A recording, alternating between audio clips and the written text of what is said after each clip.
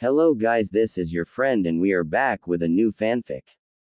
Which is What If Naruto and Fu Were Legendary Couples Part 1. And if you enjoy this fanfic then please give me hype instead of comment and subscribe to my channel for more fanfic like this. And now let's start the fanfic. Get out of my store you damn hoodlum. The sound of a loud thud followed by pained groans and a few choice curse mumbled under breath were heard through a street in the bustling Konohagakure no Saito. Of course the young blonde boy from whom these muttered annoyances were uttered in irritation went completely ignored by the rest of the world save for one particularly irate shop owner who stared at the boy with poorly concealed hatred. What's the big idea, old man? I gotta get shuriken and kunai so I can train to be a ninja. The only reply the whiskered child received was a huff of contempt as the burly shopkeeper turned away. As if they would ever let a brat like you become a ninja. He was about to slam the door to his shop closed to emphasize that point but thought better of it, quickly turning to stare heatedly at the blue-eyed visage that was the unwitting center for so much hatred in the village. And don't ever let me catch you in my store again or there'll be hell to pay. With that he finally slammed the door closed, the small door sign flipping to open by the breeze in a twist of irony. Yeah, just you see. The young blonde turned to the rest of the people in the street who continued to go about their day as if this event weren't even happening. You'll all see. I'm gonna be Hokage one day. With that the whiskered child took off down the street at a surprising speed for such a small and obviously malnourished boy. After he was gone the residents of the busy shopping district turned to watch him go, some of the older women whispering in hushed voices. Did you see him today? Disgraceful. I don't know what Hokage-sama is thinking allowing someone like that to join the Shinobi Academy. I know, my little Amy-chan would be in the same year as him, I just know he'll try to corrupt her. Well, I know for sure I'm warning my boy away from him. That little demon won't destroy the next generation as well. Of course all these conspiratorial whispers were lost on the running child who was too busy staving off tears percolating at the edge of his vision. Hey Gigi, I need your help. Glittering blue eyes blinked in surprise at the empty office, framed by the panoramic backdrop of Konoha in the expansive window that lit the room. Gigi. The young blonde looked around in mild confusion. It was rare he wasn't able to find his grandfather figure in his office, often poring over various sheets of paper that confused the whiskered youth when he tried to read them over the man's shoulder. He's not here. Well, I guess he's out doing ninja stuff. He is the Hokage after all. With that simple piece of 7-year-old logic sorting out his confusion, the boy quickly went to work. Immediately he headed around the back of the large, ornate oak desk which was piled up with copious stacks of various mission reports and budgeting requests, not that the blonde was at all interested in those.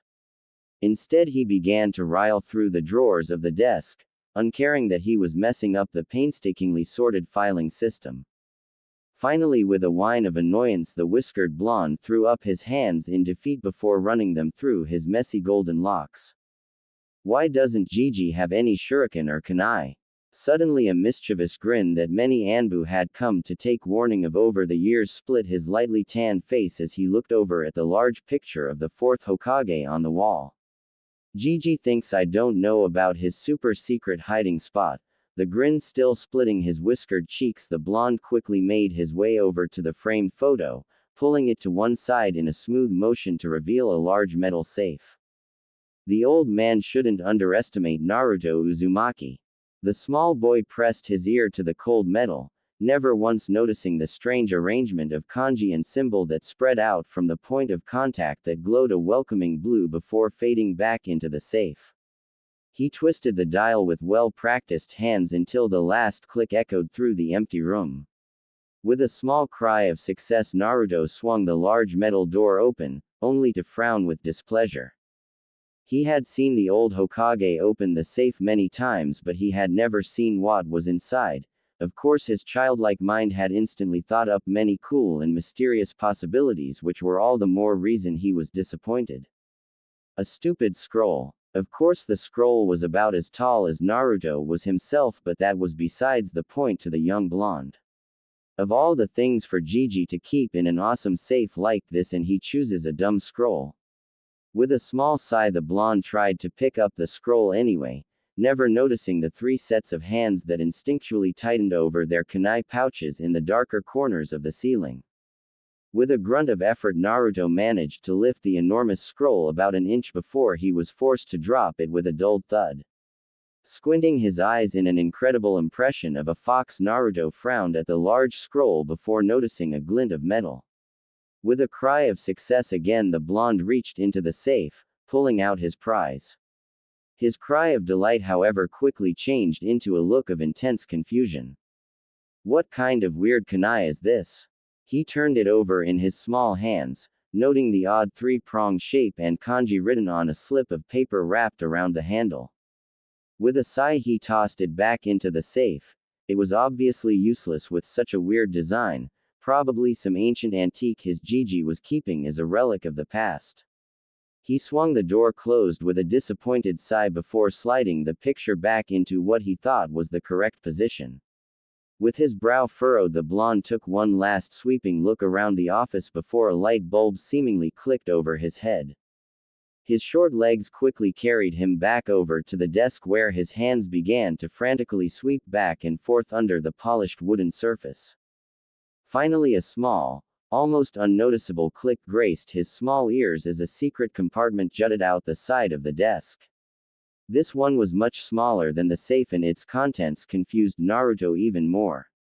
All there seemed to be were a small orange book, a strange glass sphere, a few sheets of paper, and a normal-looking scroll with a spiral design printed on the front. Nothing again. How can Gigi have no kunai in his office? Naruto slammed the small compartment back into place with an irritated grunt before walking out of the room, a silent black form dropping down to the floor behind him out of his notice.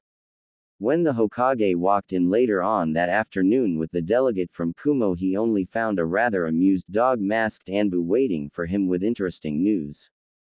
Naruto once again walked back down the slightly less busy streets, the people beginning to retire to their homes as the sun dipped beyond the horizon. A frown marred his face as he thought about his predicament.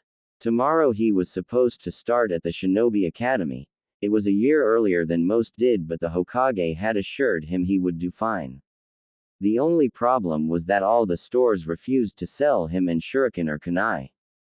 The small blonde was so lost in his thoughts he wasn't able to react in time when a tall man suddenly appeared in his path. The result was Naruto bouncing back like he had just walked into a wall, while the tall dark-haired man just sneered derisively.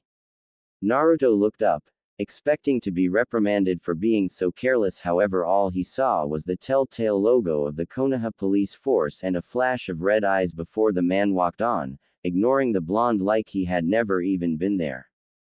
Naruto picked himself up off the dusty ground, mumbling to himself about unobservant people before the figurative light bulb once again clicked over his head. A grin snaked its way across his face as he took off on small legs in the direction of the Uchiha compound. Those people with the funny red eyes always have kunai pouches. I'm sure if I borrow a few, nobody would notice. With that in mind, and with a small chuckle to himself, Naruto quickly found himself winding through the streets towards the western districts of Konoha. A good half an hour later, and the whiskered child was staring up at the rather imposing stone wall that separated the Uchiha compound from Konoha proper. He never really thought about the Uchiha all that much, but he found them having a wall around their compound sort of strange. With a small dismissive shrug, he quickly began to scale the wall, using handholds and cracks that would normally be too small for any other hand to grip. Finally, with a slightly comical wiggling of his legs, he flipped himself over and dropped to the ground on the other side of the wall. He rubbed his head sheepishly as he looked down at the small flower bed he had crushed from his impromptu landing, but quickly pushed it from his mind.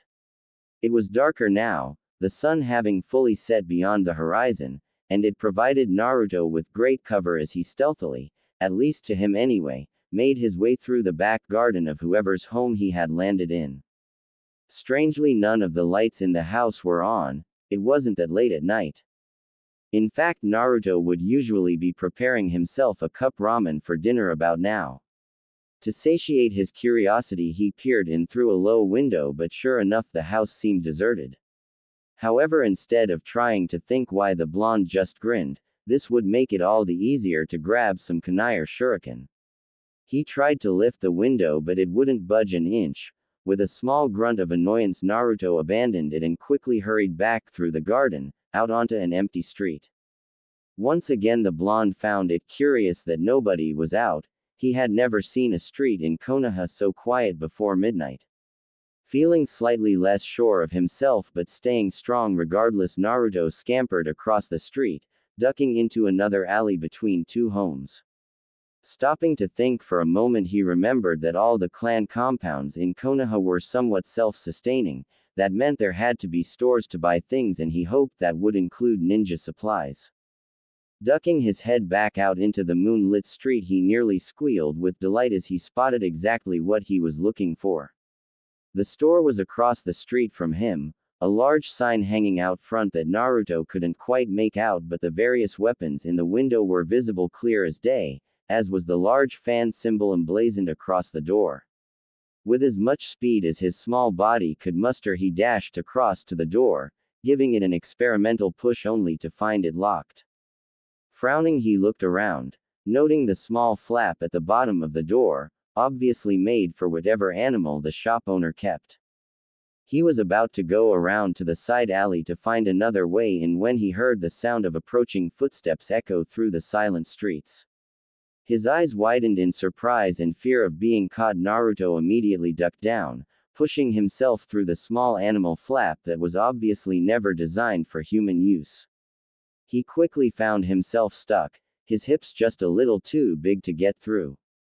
However, as the footsteps came closer, he found a new burst of energy, scrabbling with all he could and finally managing to push his lithe body into the store. He sat there, leaning against the door, just panting as he calmed himself down. He was beginning to regret coming here. Generally, people left him alone in Konoha, but sometimes the people would be slightly less forgiving. He noticed the people with red eyes tended to be among that group. Check around some more. I was sure I heard something. Naruto's heart nearly stopped beating in his chest as he heard the obviously male voice call out from the street. Yeah, I don't see anything. I'm sure you were just hearing things. I swear, you've been too jumpy lately, gotta calm down. Another voice joined the first, sounding much closer than his companion, making Naruto break out in a cold sweat. Shut up. You know Fugaku-sama's orders. While the meetings are taking place, the streets have to be cleared. We don't want anybody to find out what's going on. If there's a spy out here from the Hokage, we have to flush them out and deal with them. Even in his fear, Naruto managed to be confused by the conversation taking place now painfully close to him. Why would the Hokage need to spy on his own shinobi? That didn't make sense at all. To satisfy his burning curiosity, he ever so slowly poked his head up and looked out the window, only to immediately duck back down as he caught a glimpse of burning red eyes. Hey, what was that? The voice sounded suspicious and footsteps began to draw near to the shop he was hiding in. What? The voice sounded somewhat bored, as if he was just eager to go home and relax instead of trudging around outside for threats he was certain wouldn't be there. There was something in the shop, I'm sure of it. Naruto gulped in a way he hoped wasn't too loud, even though it seemed deafening in his own ears. He quickly scurried further into the shop, hoping to use the shadows to hide himself. On the way, his hand closed over the hilt of a kunai from one of the counters and he instinctively clutched it to his chest as if it would protect him from anything. He pressed himself as close to the wall as he could beneath a counter as he heard the doorknob rattle a few times before the sound of a key clicking in a lock was heard. Footsteps came next, each slap of a sandal against a wooden floor like a cannon firing right next to the terrified blonde. That next minute was agonizing on Naruto's nerves as the Uchiha continued to walk around the small shop, before sighing to himself and walking towards the door. As his hand touched the doorknob to close it, the blonde let out a small breath he didn't even realize he had been holding. Unfortunately, it wasn't small enough, and before the air had fully left his lungs, a hand wrapped around his collar, yanking him to his feet so that his eyes were level with a set of angry Sharingan. Well, what do we have here? A little young to be a spy, don't you think? He sneered across at his companion, but Naruto made use of his distraction as lashed out with the kunai clutched to his chest on instinct. With a cry of pain and anger, the man dropped Naruto, clutching his arm that was now spraying blood in a long arc. Naruto wasted no time and sprinted out of the store, slipping between the legs of the man's surprised companion in one smooth motion before vaulting to his feet and taking off at a sprint. The two Uchiha weren't surprised for long, and they quickly took off after the tiny child, using their shinobi training to enhance the muscles in their legs to take off at incredible speed. By the time Naruto was dropping back down on the other side of the wall, the two shinobi were right behind him. Using speed and energy, the blonde didn't even realize he took off again, staying just ahead of his pursuers. He did everything in his power to keep the two Uchiha from getting him, sliding through holes in fences that they were too big to get through, using his knowledge of the alleyways to confuse them, and even at one point grabbing a peacefully sleeping cat and throwing it at the men. It turned out Tora, as the name on its collar read, didn't appreciate the early wake-up and managed to keep the two would-be capturers busy for a surprising amount of time. Long enough at least for the terrified blonde to reach his destination. It wasn't all that uncommon for Naruto to be chased due to his recent history as somewhat of a prankster. However, in those situations he would have pre-planned his escape, usually with a few hidden surprises for his pursuers, giving him ample time to make it to the Hokage Tower or his home where he knew he was safe. Right now, though, he had no plan, no tricks to pull out of thin air, and there was only one place nearby he would feel safe. He burst through the flaps in front of Ichiraku's ramen, surprising the young teenage girl washing dishes behind the counter. She didn't have time to even cry out in surprise before the whiskered blonde had jumped the small counter, using the seats as a springboard. The brown-haired girl just looked down at his quivering form in shock, but only had time to do that before two men appeared in front of her, almost making her drop the bowl she was cleaning in fright. Quickly regaining her composure, she placed a well-worn smile on her face. "Welcome to Ichiraku Ramen, I'm Ayame. How can I help you?" One of the men, his Sharingan active and spinning wildly, gave the small shop a once-over before giving a contemptuous snort. He span on his heel and marched out, the scowl on his face only intensifying. The man behind him gave Ayame an apologetic look before hurrying out after his companion. Letting out a small sigh, Ayame turned to the still shaking Naruto, a small frown alighting on her usually upbeat and smiling face. "What did you do now, Naruto?" She let out another sigh as the blonde boy gave her a sheepish, if not slightly strained smile as he rubbed the back of his neck, out of habit or nerves she couldn't tell. She finally allowed a soft smile to play across his lips as she offered him a hand, which he gratefully took, clinging to her arm like a lifeline. She brought him around to the back of the shop, leading him like a stray dog to the couch in the small living space back there. "Just stay there, Naruto. I'll go make us some tea, okay? Then you can explain whatever silly prank you pulled this time." Naruto gave a small quivering nod, earning him a glowing smile as Ayame quickly moved back to the kitchen area. "Tea, thanks, Ayame-chan." The girl turned around again at the door, holding onto the frame as she smiled serenely at the little boy she considered a little brother in everything but blood. "Hey, what are big sisters for, nay?" Naruto finally seemed to relax at that, settling more into the couch as Ayame finally moved off to prepare some tea. An older man with graying hair and a fatherly smile seemingly permanently set on his wrinkling features chose that moment to walk down the stairs to see what all the commotion was about. "Ah, Naruto, my boy, what brings you to our humble abode?" The small blonde turned at the familiar voice, a small but true smile appearing on his whiskered face at the sight of one of his precious people. "Tuki Oji-san." The man simply chuckled at the exuberant cry as he settled a hand on the young boy's shoulder, his calloused palm easily dwarfing the boy's small frame.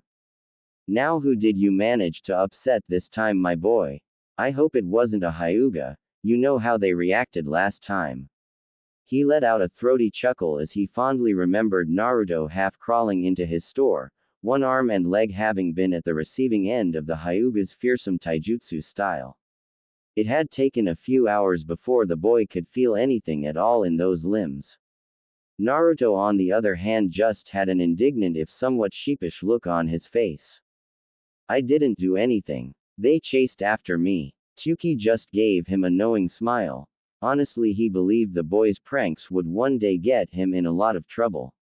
Still, he and Ayame would be waiting for him with a warm bowl of ramen and a warm smile at the end of the day, nothing less for their best customer and his surrogate son. Of course they did. Naruto, and Iwagakure has a solid gold statue of the fourth Hokage. Naruto looked up at him with wide blue eyes, his face looking like a monkey who had been given a truckload of bananas. Really? That's so cool, TT Ibeo.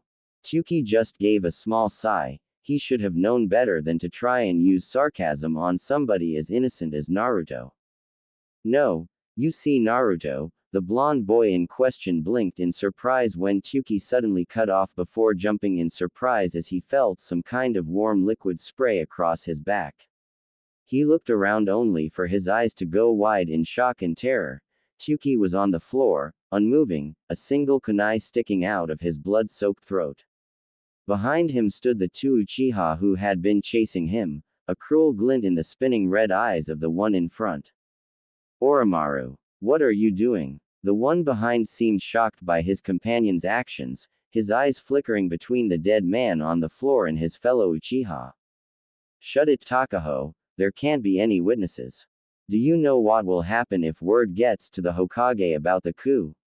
Unfortunately, Ayame chose that inopportune moment to walk back into the room, a tray of tea balanced in one hand.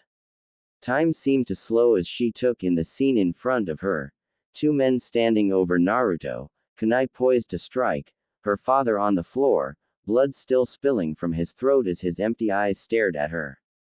Her scream carried out into the night only to cut off a moment later as three kunai found their way into her stomach. She could only stare down at the growing red patch forming on her usually pristine apron, a quizzical expression on her face as if she couldn't quite believe what was happening. It only lasted a moment before she fell to the floor, first to her knees then, with a dull thump, onto her side. Silence once again fell on the small room as Naruto stared in shock and horror at where his surrogate sister lay on the floor, unmoving and pale. The Uchiha's arm was still outstretched from throwing the kunai and his friend was looking at him in even more shock. Then, as if a silent command had been given, everybody moved. Naruto scrabbled to his feet at the same moment the lead Uchiha lurched forward to grab him. The small blonde just avoided his grip, sliding across the floor to where Ayame had fallen. Ayame Nichan. Please, Ayame Nichan. He tugged fruitlessly at her clothes, willing her with all his might to wake up, to turn over and show that she was okay, that she was still alive. Suddenly rough hands grabbed him by the collar, yanking him around to face Sharingan eyes once again. The black tomo framed by fields of red spun slowly at first before picking up speed. Soon they were a blur, as hypnotizing as they were frightening. Naruto suddenly felt incredibly drowsy, like a huge portion of energy had been ripped from his body. He couldn't explain it. It was like a battery had been pulled out of him, leaving him cold and tired. Out of slowly closing eyes he caught sight of his hands, colored red by Ayame's blood, and suddenly something new welled up in his chest. Anger, a blind, roaring fury that he had never felt before. Fury at these people for taking those people precious to him, rage at the world that could be so cruel to him, and most of all anger at himself, at his own inability to protect the people that meant more to him than his own life.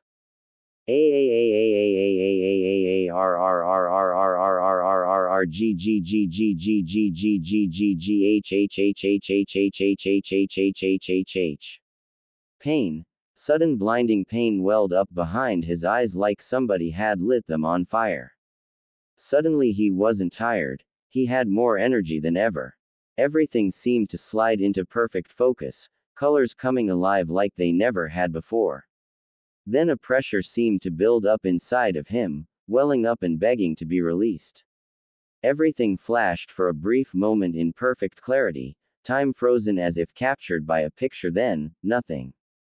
Naruto woke up with a groan. He wasn't sure how long it had been, but he definitely wasn't in the hospital of his apartment, so it couldn't have been long. In fact, when Naruto looked up, he could see the night sky. The moon stared back at him blankly. He lifted his head wearily, surprised to find himself in what looked like a large crater in the ground. He didn't want to be here to explain what happened when Ninja arrived, so he quickly staggered to his feet. His vision swam for a moment, but in a way he was unused to. Everything seemed more vivid than it used to. Colors were brighter and far more visible than they should be this late at night. What's more, a strange glow seemed to permeate the area, as if everything was emitting a strange ethereal light. Confused and disoriented, he quickly clambered out of the crater, his hands finding purchase on the recently disturbed earth with surprising ease. After a few moments of aimless wandering down the road, he finally stopped, falling to his knees. He never even noticed when he passed right out the gates, the Chunin guards strangely absent from their post. He just stared at the ground for a moment, the hard paving stones feeling rough and uncomfortable underneath his knees, not that he particularly cared. First one, then two small drops of liquid pattered onto the ground, staining it a slightly darker color. He stayed there for a while, just crying to himself silently as the full force of what happened hit him. At some point the skies above him opened and the rain began to pour, lightly at first but with increasing intensity. It was as if the heavens themselves shared in his lament. The only family he had ever known, the only people he had ever known to truly love and care for him were gone, killed in front of him. Not only that, but he had killed. There was no mistaking the sight of the two mangled corpses next to the large crater, the police force symbol emblazoned on ragged strips of cloth. It didn't matter that he had no idea how he did it, he just knew he did. One moment there was a surge of power behind his eyes, the next he was waking up in a nightmarish scene. He hadn't even seen Ayame or Tsuki's bodies, and he wasn't sure he wanted to after seeing the state the two Uchiha were in. After what seemed like an eternity of just kneeling there in the rain, Naruto pulled himself back onto two shaking legs. He couldn't go back, not now, not after he had killed two shinobi of the leaf. He may have been called naive and sometimes even stupid, but he knew the punishment for murder. With a choked sob he nearly fell back to his knees. He was a murderer. What would his Gigi think of him now? What would Ayame or Tsuki think? They were the kindest, most caring people he had ever known. What would it be like for the Hokage to have to sign his death warrant? He shook his head viciously. He wouldn't let that happen. He would just go away, far away where he couldn't hurt anybody anymore and nobody could hurt him. His mind made up, if not still slightly shaken, Naruto took first one hesitant step before breaking out into a run. He didn't know where he was going, and at that moment he didn't particularly care, just that it was away from Konoha, away from what used to be his home. Chiriku was having a strange day, that much was certain when his teacup had unexpectedly cracked, staining his robes. After that, one of the clocks on the walls had fallen off as he passed, and he had found a dead bird on his windowsill. He had never been a particularly superstitious man despite being a monk. He had seen far too much in his time in the 12 Guardian Ninja for any of that nonsense. Even so, it was fairly hard to ignore all the strange omens he was receiving. And now he was on guard, dutifully patrolling the grounds of the fire temple. It was normally a rather mundane task, loathed by his fellow monks almost as much as grave duty. So imagine his surprise when he stumbled across a small blonde child, looking as if he hadn't eaten in some days, just lying in the middle of a forest clearing. He may have been a trained warrior, but he was a monk first, so his first inclination was to rush over and see if the child was okay. He let out a small sigh of relief when he felt a pulse from the boy's wrist and immediately picked him up. His first reaction seemed to be right. The child was terribly malnourished and would require immediate care. He was walking back quickly when the boy began to stir, making soft groaning noises as he subconsciously buried himself further into Chiraku's warm body. He began to open his eyes, and when the monk looked down, he nearly dropped the boy. After all, it wasn't every day you looked into the rippled pattern of the Rinnegan. Ah, I see you're awake, that's good. Naruto's vision was fuzzy at best as he opened his eyes, his head swimming from exhaustion and hunger. He tried to lift his head only to suddenly feel incredibly nauseous, nearly falling off the somewhat Spartan bed he was lying on. Careful, child, you shouldn't be trying to move just yet. A wrinkled but strong hand gently grasped his shoulder, guiding him back down onto the bed. The blonde tilted his head slightly, wincing as a light on a far wall nearly blinded him. What's going on? Where am I? His voice sounded incredibly weak, his throat dry. As if in answer, he suddenly found a wooden cup pressed up against his parched lips. Gratefully he sipped at the cooling water, sighing in relief as he felt his thirst somewhat quenched for now. He tried opening his eyes again with limited success, only managing to catch the silhouette of the man sitting beside him. You are at the fire temple, child.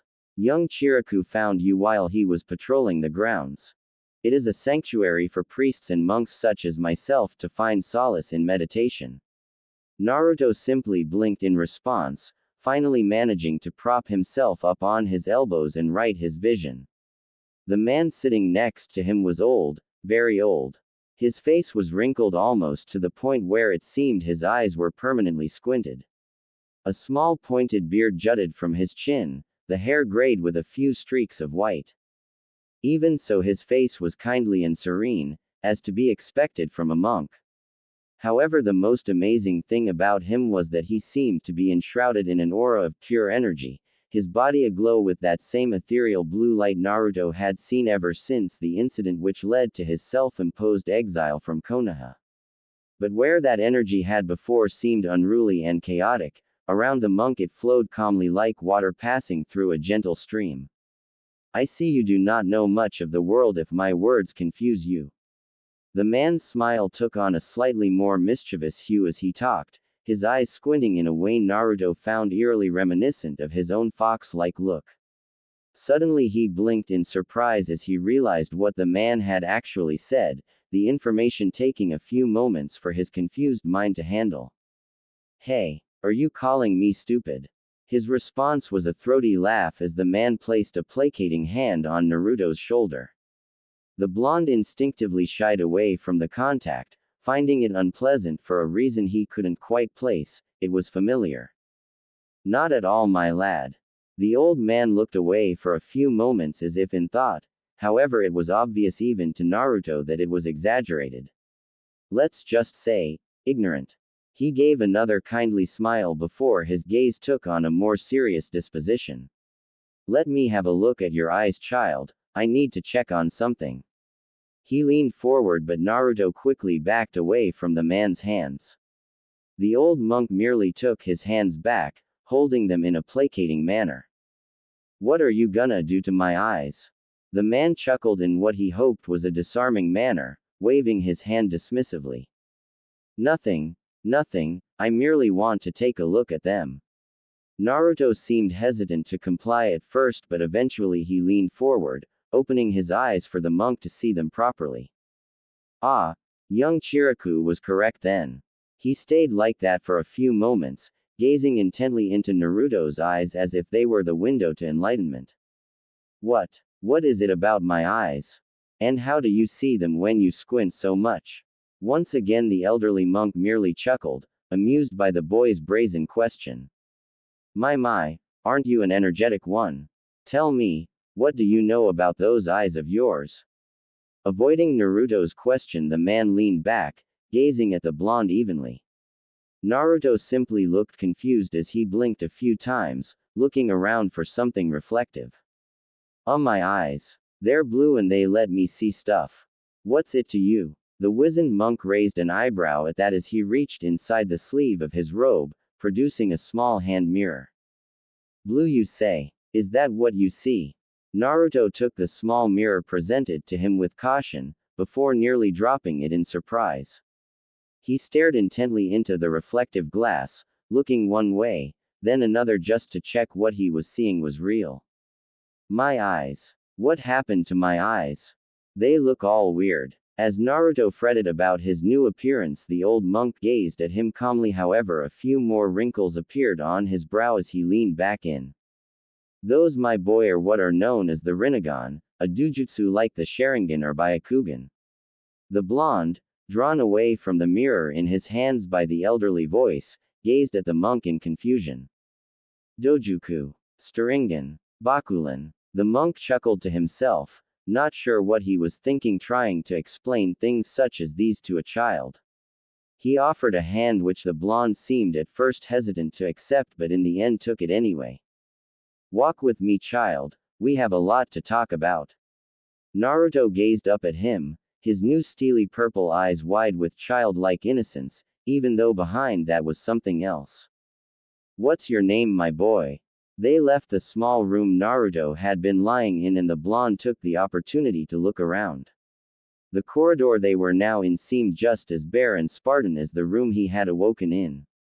Seeing this, the old man beside him gave a warm, knowing smile and gestured to the bare walls and floor.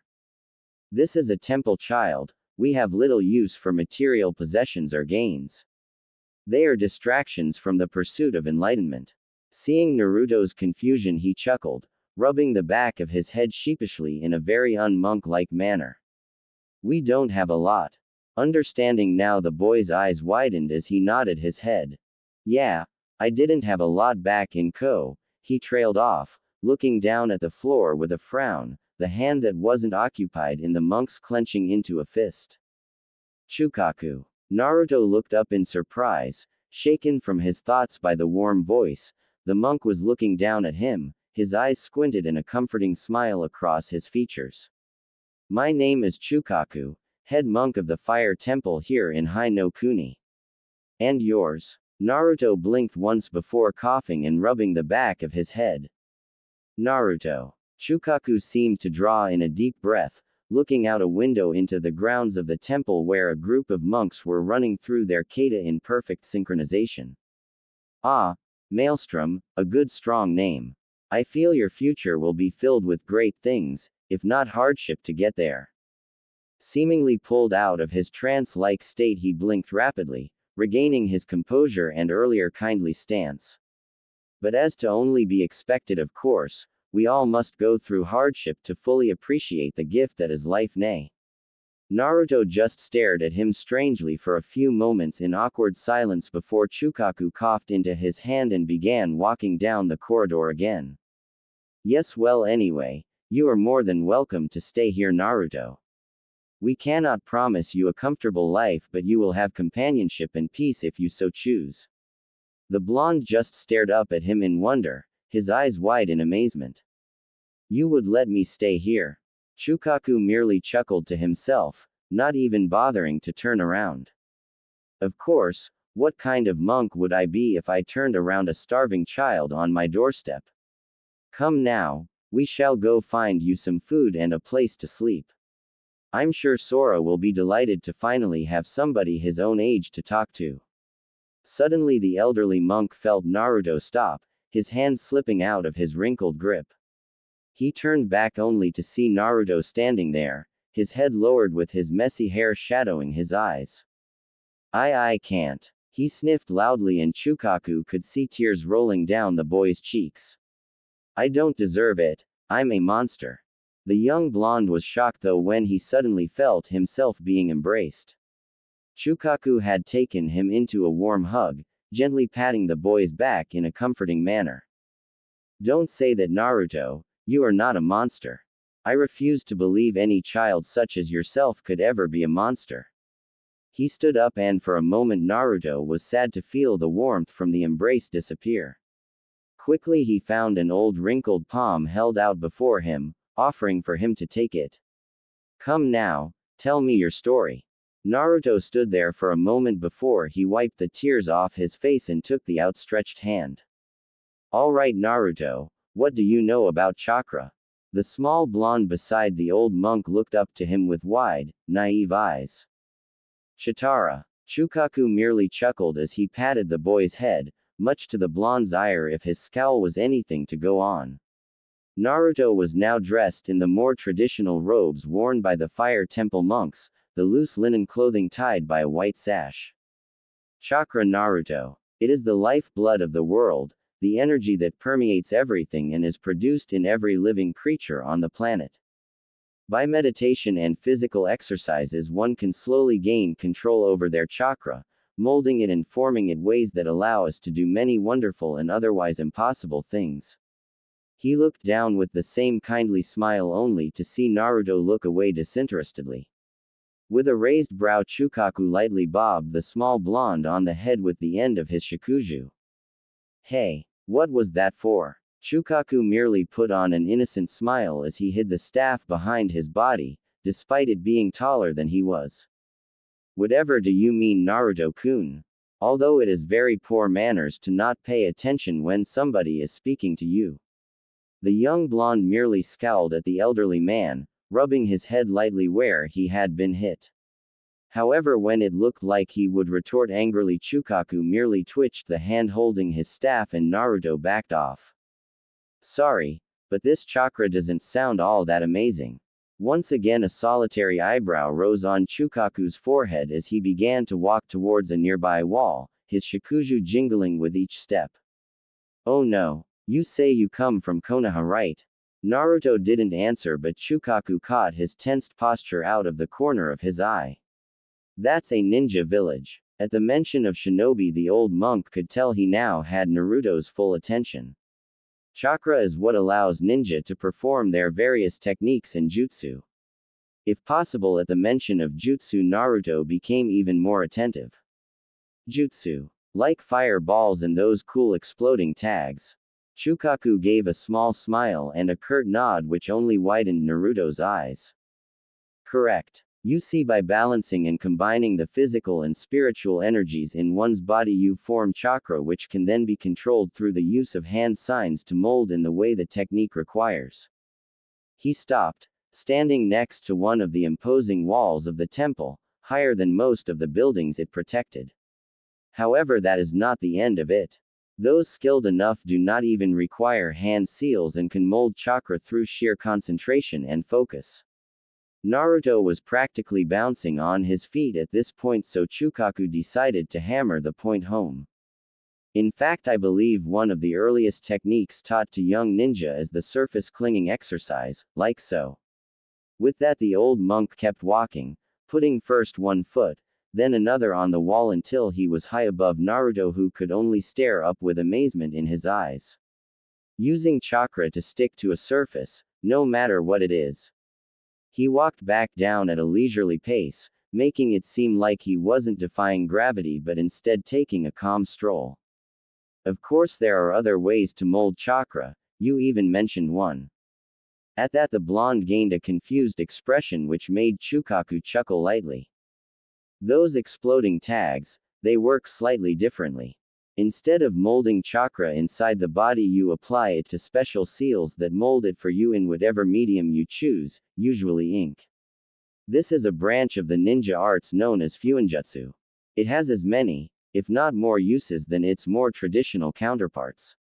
At this point Naruto seemed to have calmed slightly, just allowing himself to absorb all the information he had been given. So what does chakra look like? Chukaku gazed at Naruto oddly for a few minutes before quietly chuckling to himself, irritating the young blonde. Hey, it's not like it's a dumb question or anything. The elderly monk quickly quietened down, patting Naruto's back fondly as he sighed. No, of course not. In fact, it is an excellent question, but probably one I should be asking you, all things considered. Naruto just looked up at him and in a manner as eloquent as ever he simply said. Huh. This time Chukaku suppressed his chuckle as he knelt down on creaking knees to look Naruto in the eye. You, my boy, are the one with the dujutsu, Those rare eyes that allow humanity a glimpse at the unseen. He looked around, finally settling his gaze on a nearby pebble which he picked up. What do you see here? Naruto just blinked at the small rock, unsure if it was a trick question or not. A pebble. Chukaku just nodded with an expectant gaze. Is that all you see? Naruto just nodded with a furrowed brow. Yeah, why? Is it some kind of sacred stone or something? Chukaku laughed out loud at that as he absently tossed the stone over his shoulder. Of course not, my boy, it's just a pebble. Now look at me, what do you see? Again Naruto seemed puzzled by the question as he gazed at the old monk intently. I see you. Chukaku gave a sagely smile as he stood up to his full, if rather unimpressive full height. But is that all you see? Naruto blinked at that, frowning as he peered at the old monk. Well, you have this weird blue outline like you're glowing. Finally Chukaku grinned, patting the small boy on the shoulder as he turned to move on further into the temple. Well then there's your answer. What you are seeing, or at least I can only assume, is chakra, my chakra to be specific. You could not see it in the pebble because it is not alive, so it cannot produce its own energy like plants or animals can. At this Naruto frowned, falling into step behind the wizened monk. But the pebble had an outline too. Chukaku stopped at that, blinking once before turning back to look at Naruto. It was kind of green, but it was weird, like I couldn't quite see all of it, like a puzzle piece without the rest of the puzzle. He groaned at that, one hand going up to pull at his hair in aggravation. I don't know how to explain it, but it's like that. Chukaku merely patted him gently on the shoulder, a serene expression on his face. It's all right, Naruto. Some people have spent their entire lives trying to unravel the mysteries of chakra and the many forms it comes in. Few succeed and fewer still are willing to divulge that information. In fact, the first, and last, was the very same man whose eyes you share. Naruto looked up in surprise at hearing there was somebody else with eyes like him. Who? Chukaku gave him a mysterious smile as he pushed open a door into a large room, filled with shelves stacked to the brim with various books and scrolls. The old monk walked over to one of the older shelves in the room, some of the corners having gathered many cobwebs. He tutted for a few moments as he looked over the shelves before picking out a book and blowing the fine layer of dust that had accumulated. He opened it, skimming through the pages until he came across what he was looking for. This man, the sage of the six paths. He dropped the book onto the desk, earning him a few stern looks from the other monks trying to read, as well as a small cloud of dust which had Naruto coughing.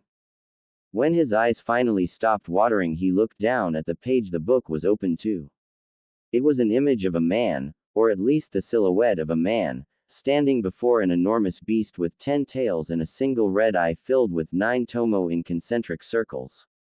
A sword was in one hand and a shakuju in the other, held up as if warding the beast off.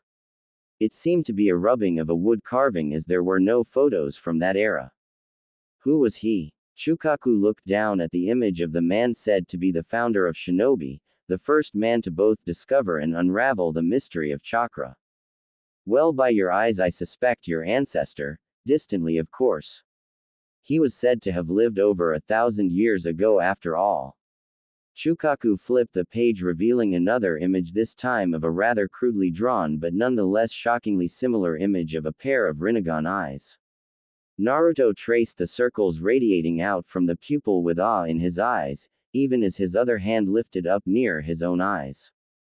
What was he like? Chukaku chuckled lightly at that.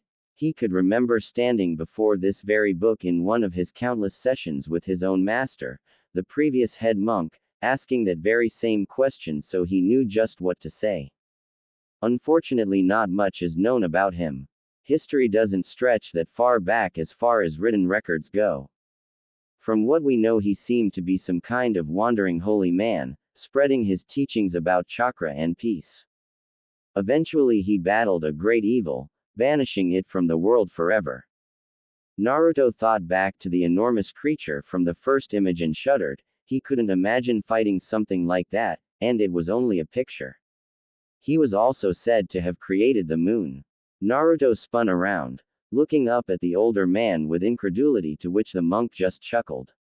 But I don't put too much stock in that particular legend. Naruto returned to slowly tracing the image of the Rinnegan, awe in his eyes.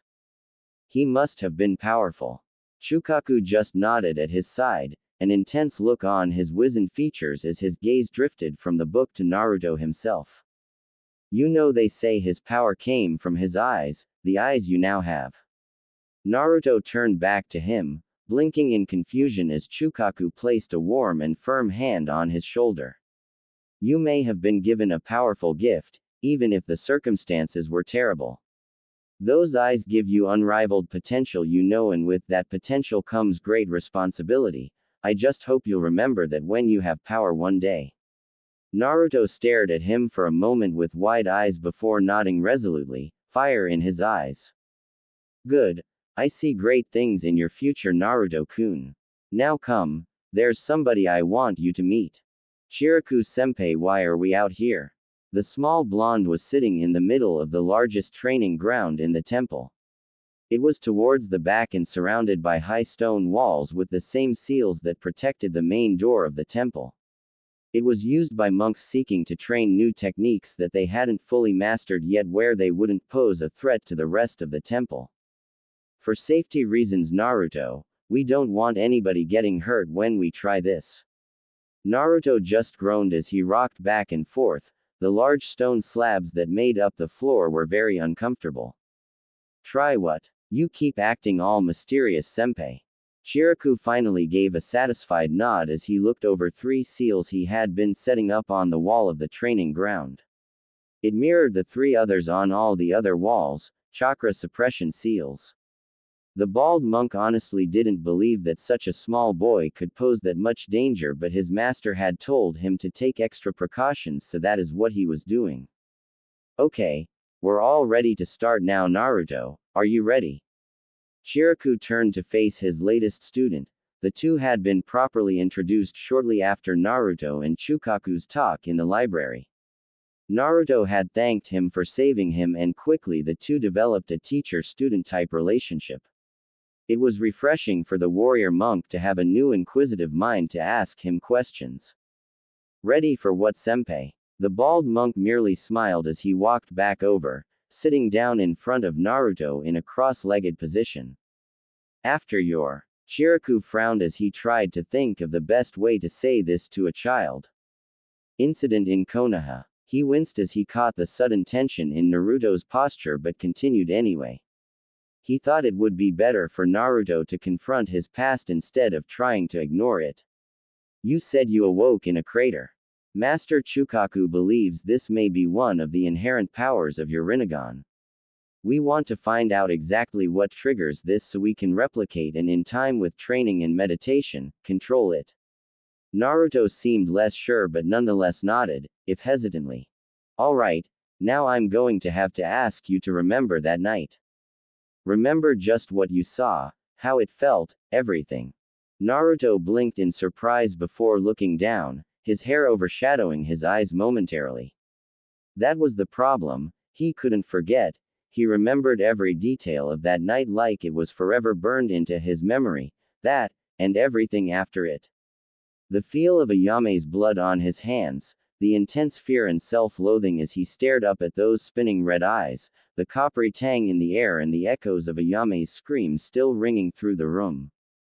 Shiraku became alarmed as he felt an enormous amount of chakra build up inside Naruto. It was far more than a boy of his age should have been able to mold. Heck, it was big for a Chunin-level ninja. He backed away from the boy when he noticed tears begin to stream down his face, the pressure building up inside him growing stronger as the chakra was diverted to his eyes in one massive burst. Words that weren't his own suddenly appeared in Naruto's mind. It felt like saying them was the most natural thing in the world, instinctual almost. Shinra Tensei. Just like that, the room exploded. When the smoke finally began to die down and Naruto stopped coughing, he once again found himself in a large crater, this time slightly shallower thanks to the seals suppressing a great deal of the damage. Even so, the effects of whatever he did were immense. Cracks had appeared in the slabs all around the crater, in some cases snaking out to the walls. Now that he could actually observe the after effects, he could see it wasn't a perfectly circular crater. Most of the damage was in front of him, making it more egg-shaped. He blinked suddenly as he realized something was wrong. Shiraku-senpai. Naruto glanced around, not spotting the bald monk anywhere, at least until the rest of the dust in the room settled. Shiraku-senpai. The blonde dashed to his feet, rushing over to Chiraku's still form propped up against a wall. His robes were tattered and in places torn, while it looked like he himself had been thrown against a very hard rock, repeatedly. Naruto just stood there in front of him, his eyes wide and watering. He collapsed bonelessly to his knees, his fingers clutching the fabric of the older monk's robes tightly as his body was racked by intense sobs. Suddenly he felt the body beneath him move as Chiraku took in a shuddering breath. The trained mink looked up into the mop of blonde hair, trying to bury itself into his chest before chuckling lightly, only to wince in pain as his chest burned. Well, the first thing we need to do is work on meditation. Can't have you doing this to every training ground we have, nay. The small blonde looked up, tears in his eyes and staining his whiskered cheeks before he wrapped his tiny arms around Chiraku as far as he could. The monk winced at the pressure but just resigned himself to rubbing comforting circles on the boy's back as he looked around the training field. The damage was immense, even with the suppressing seals that he knew for a fact could withstand an A-ranked fire jutsu without so much as a scorch mark. Yet here this 7-year-old body had managed to put a crater in it about a foot deep with just a simple burst of chakra, at least that was what it had seemed like. It was certainly no wind jutsu. Chiraku had felt his share of those sparring against Asuma.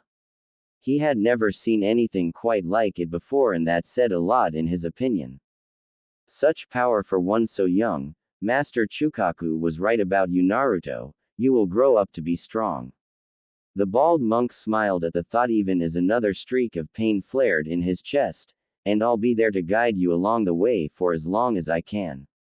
Chukaku looked up from his meditation as he heard a knocking on his fusuma. Soon after, Naruto meekly shuffled into the room, his hair hanging over his eyes as he managed to find something incredibly interesting about his feet.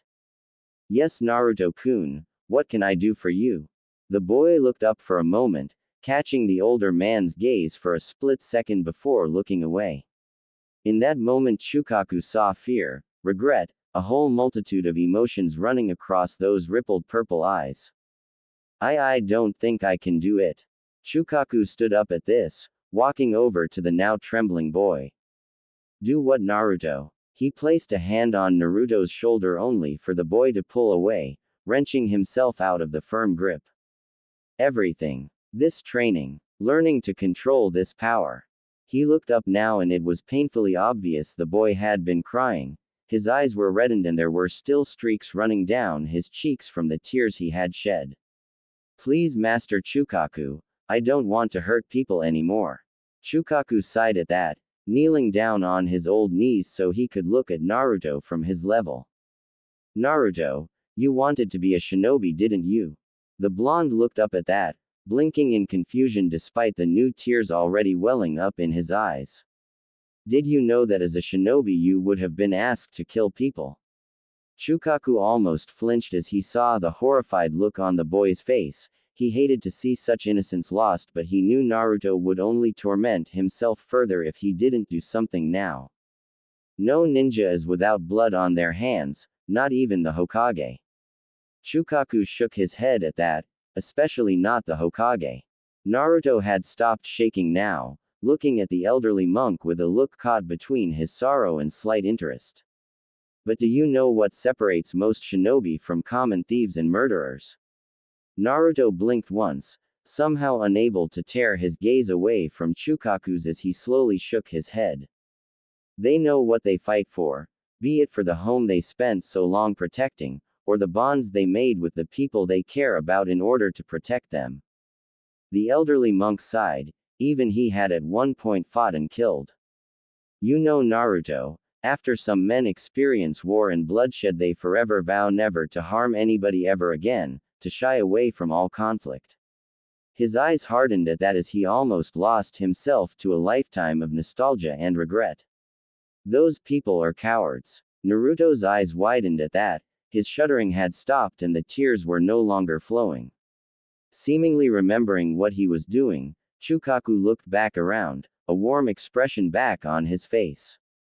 You see, Naruto, peace is not about avoiding fights, it's about choosing them. Naruto blinked in an uncomprehending manner as Chukaku once again grasped him firmly on the shoulder. He didn't shy away from the touch this time. Choosing them. The head monk nodded once, a rather far-off look in his eye before he shook it off.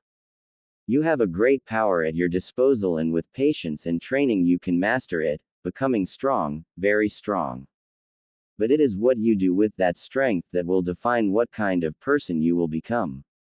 Knowing how and when to use that power is what matters. The quest is finding what exactly you are willing to fight for, and that is a journey every human will embark on at some point in their lives. Chukaku left it at that as the room descended into a calm but not uncomfortable silence. Finally, the small blonde seemed to find some resolution deep inside himself and nodded firmly, spurred on by the kindly monk's words. I think I understand now. Thank you, master. Chukaku just gave a small serene smile as he watched the blonde quietly exit his room, a thoughtful expression that had no place on any child's face firmly set into his features. Chukaku sighed as he got back up and walked back to the spot he was in before to resume his meditation. Before he did though, he took one last look at the retreating shadow he could see through the Fusama. I hope so, Naruto-kun, for your sake. Damn it, Naruto. Stop moving around so much.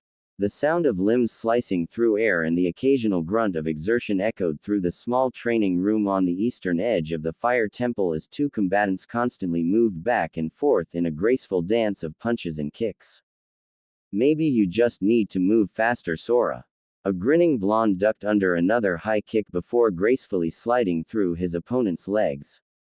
Before he could remove the other combatant's base though, the other boy jumped up, aiming for a heavy axe kick. At the last moment though, he suddenly found himself falling faster than he expected, throwing him off balance and leading to him falling in a crumpled heap on the ground.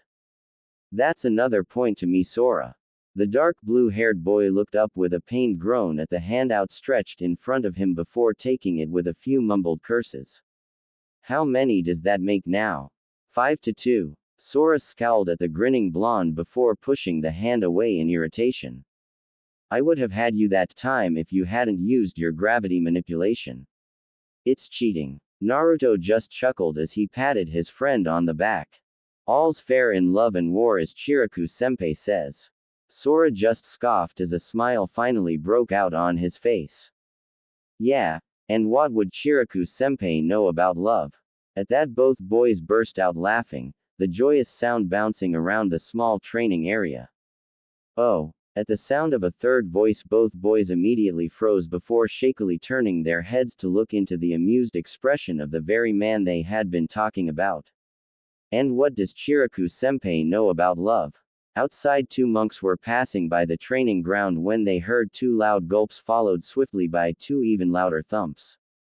The monks simply looked at each other once before sighing and continuing on with the same thought. Naruto and Sora again. Sorry, Chiraku-senpai. Back inside the training ground, Sora and Naruto were rubbing their aching heads while Chiraku was the picture of serene innocence, despite the shikuju he was subtly resealing into a pouch on his hip. Now boys, final bell is about to ring. We don't want you all sweaty before you go to bed. You know how Shigesu would feel about that. Both boys nodded immediately with slight fear in their eyes. They knew exactly how the old grumpy keeper of the temple would feel about that, and the mere thought had them rubbing various phantom pains. Alright, Chiraku-senpai, but first I gotta show you something.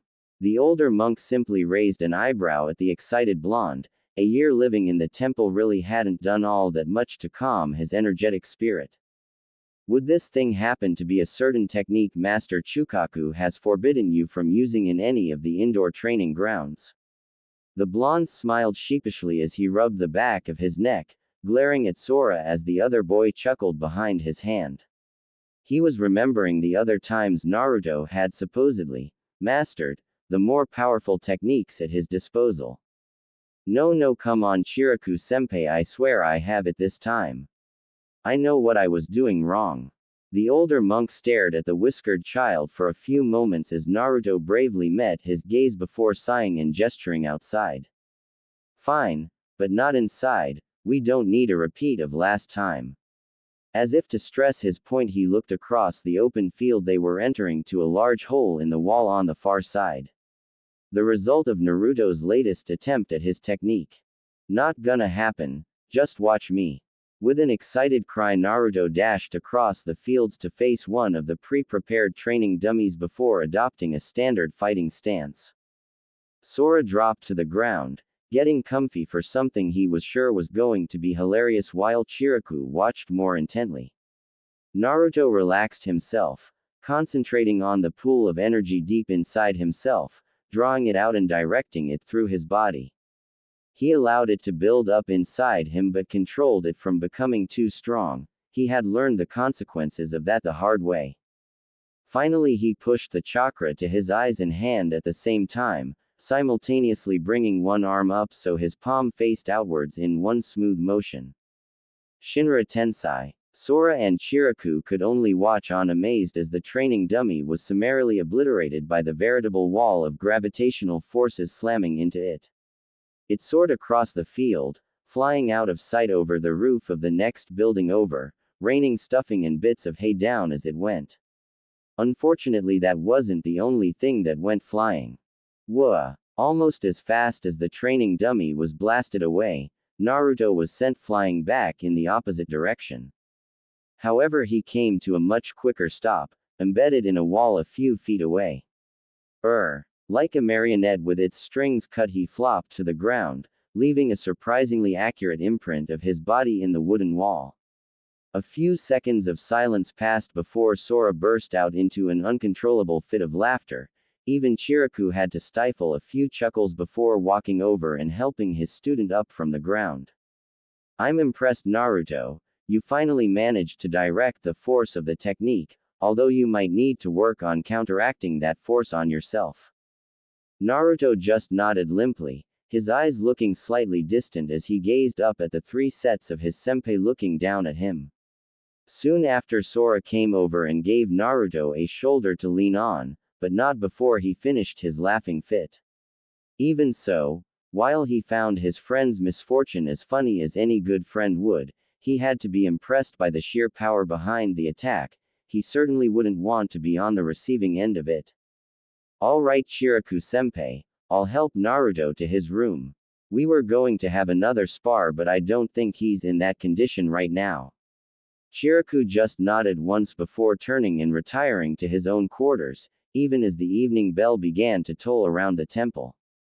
Sora hefted Naruto up so that his arm was slung around his friend's shoulders and began walking in the direction of the living quarters. You're always doing this, you know. His only response from the blonde was a groan and a small chuckle which made the monk in training smile. You're always trying to do the impossible. Again, he didn't get much of a response from his injured friend. Even so, you'll go ahead and try it over and over again until you get it right, won't you? He looked down and found Naruto grinning weakly up at him, a knowing glint in his squinted eyes. And then you'll try and one-up me. Sora chuckled at that but didn't deny Naruto's statement. What can I say? You're a bad influence on me. And stop doing that, you look like Master Chukaku when you narrow your eyes. Naruto just nodded wearily before allowing his head to droop again. By now they had reached Naruto's room, and with a bit of maneuvering on Sora's part he managed to slide open the fusuma and lie Naruto down on his futon. Get some rest and we'll see tomorrow how the score turns out. He looked around when he got no reply but saw that Naruto was already asleep. Sora just chuckled as he slipped out of the room quietly. His friend was a real idiot sometimes. Sora, this is Naruto. He'll be staying at the temple with us for the foreseeable future and I want you to show him around the temple. Blonde hair peeked out nervously from behind Chukaku's robes, catching the young trainee monk's attention. Ohio, I'm Naruto. The blue-haired youth just stared at the boy for a few moments before tentatively holding out his own hand as they shook. It was an obviously awkward scene, neither child having had good experiences with people their own age, or in Sora's case, no experience period. Good. I know you two will become the best of friends, now I have some paperwork to do, so run along. With that, the elderly monk turned on a heel and calmly trotted away from the scene.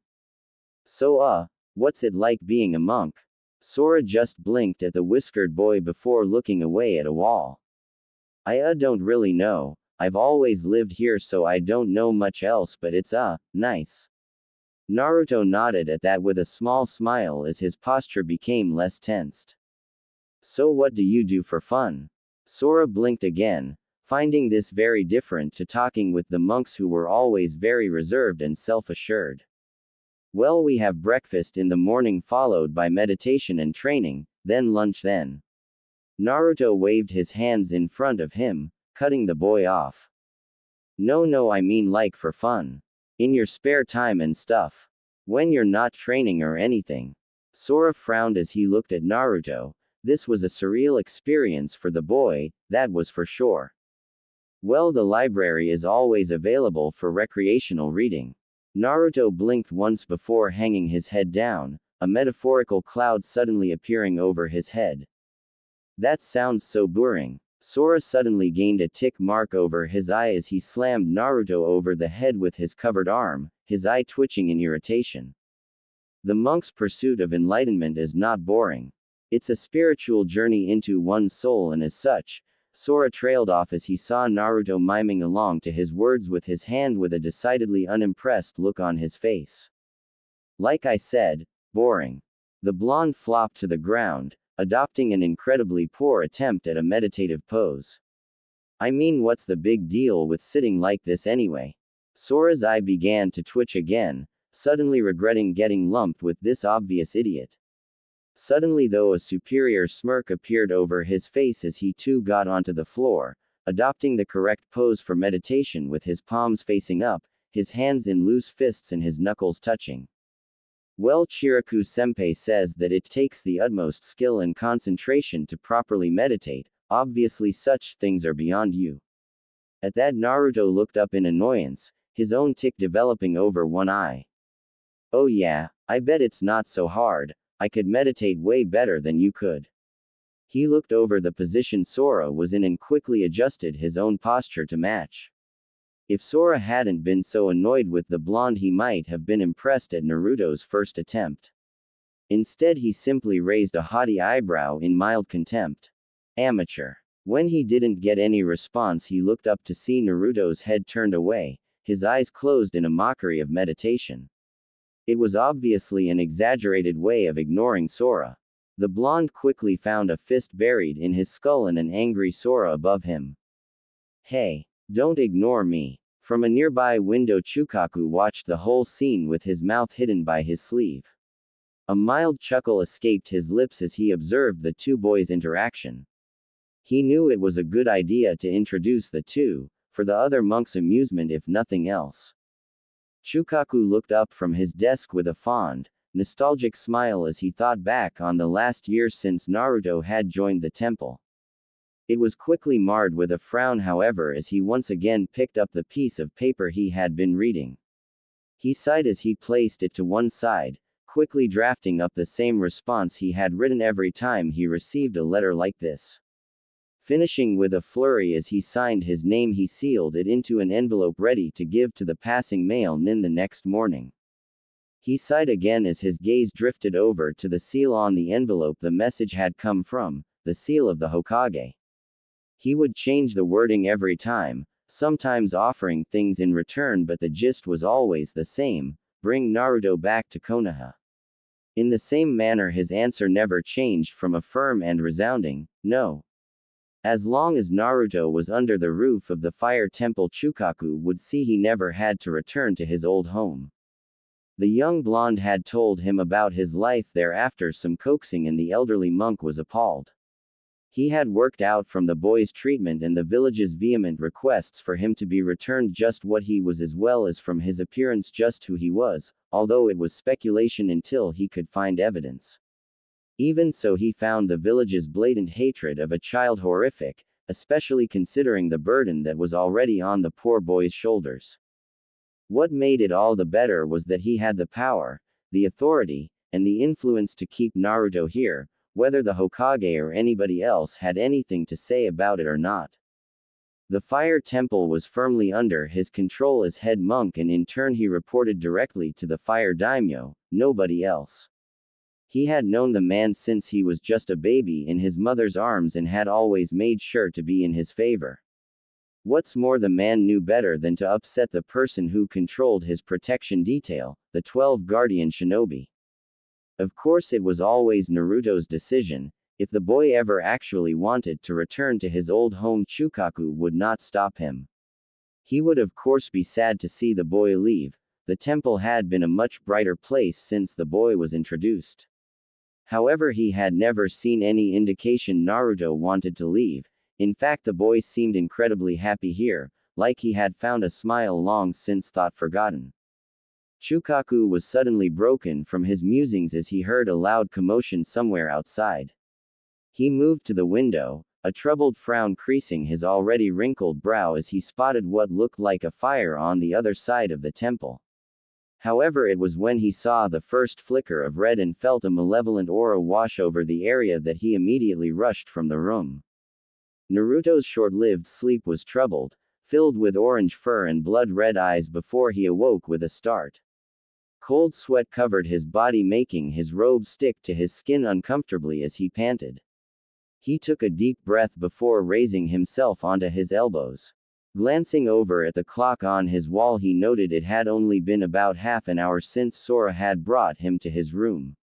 More than that, though, there was a presence in the air, weighing down on him like an invisible weight. Getting to his feet, he was shocked to see flames out his window. His eyes widened even as his feet carried him out of his room and towards the fire. He got there to see it was one of the smaller temple buildings. The walls and roof were up in flames. The orange and yellow tendrils of fire were licking at the sky as smoke billowed out from the building in choking sheets. There was a gathering of monks, some attempting to douse the flames with buckets and water ninjutsu, while others seemed to crowd around something else. He took a few hesitant steps toward the second group until he felt a familiar hand grip his shoulder. "No, Naruto, you have to stay away, it's dangerous." He looked up to see Chukaku, his normally serene features marred by worry and concern. Suddenly a monk was tossed out of the group like a ragdoll, landing not far from them. It distracted Chukaku long enough for Naruto to break out of his grip and rush forward. He didn't want to be treated like a child. This was his home now and he would protect it with his life if he had to. Ignoring Chukaku's desperate cries, Naruto barged his way past two monks only to freeze in surprise at what he saw. Sora stood at the center of a ring of monks, except it wasn't the Sora Naruto had known for the past year. He was hunched over, a crazed expression in his eyes as an evil grin lifted the corners of his mouth. The arm that he usually kept covered was a mottled red, spiky protrusions jutting out at random, and the fingers had become more like claws. Worst of all, his entire body was enshrouded by a cloak of intense red chakra, bubbling like it was alive. Three tails slowly swayed back and forth behind him. Sora! Naruto's cries only served to draw the boy's attention to him, his now red and slitted eyes locking firmly on the blonde. However, there was no recognition there, only an insane bloodthirsty glee, like a predator spotting its next meal. Naruto took a step back as he saw the pure malice behind the boy's eyes. It wasn't Sora, it just couldn't be. "Naruto, stop." The blonde just barely heard Chiraku's voice along with a few others, no doubt monks concerned with his safety. He ignored them anyway, rushing forward towards the creature his friend had become. He didn't make it within 3 meters of him before a malicious red tail swatted him away from the side, moving faster than he could even follow. He landed a few meters away, his clothing ripped and torn in a few places, and he knew there were a few spots that would bruise the following morning. Even so, he picked himself up on shaking legs, a desperate look in his eye as he looked at his friend. Sora had turned away from him, obviously having lost interest in the prey that put up barely any fight. Naruto's features set into a determined mask as he watched another monk get batted away by those tails. He set his feet into a solid stance, already drawing up the chakra from inside of him and directing it to both his eyes and his hands. Discreetly he placed his other hand behind him, pointing in the opposite direction as he finally released the pent-up chakra. Bansho Tenon. Naruto immediately felt the pull on his body, like gravity had been temporarily inverted, but the hand he had behind him kept him glued in place. Sora, on the other hand, was in no such luck as he suddenly found himself flying through the air towards Naruto, unable to react in time to do anything about it. The blonde had already pulled his hand into a fist, ready to knock some sense into his friend. However, at the last moment it unfurled. The possessed Sora blinked in confusion as he suddenly found himself wrapped up in an iron-like grip. Naruto's hands were firmly wrapped around his friend's back, his chin over one shoulder. The tails behind him waved uncertainly for a moment, as lost as the one guiding them. "Please, Sora, I don't understand what is going on, but please stop this."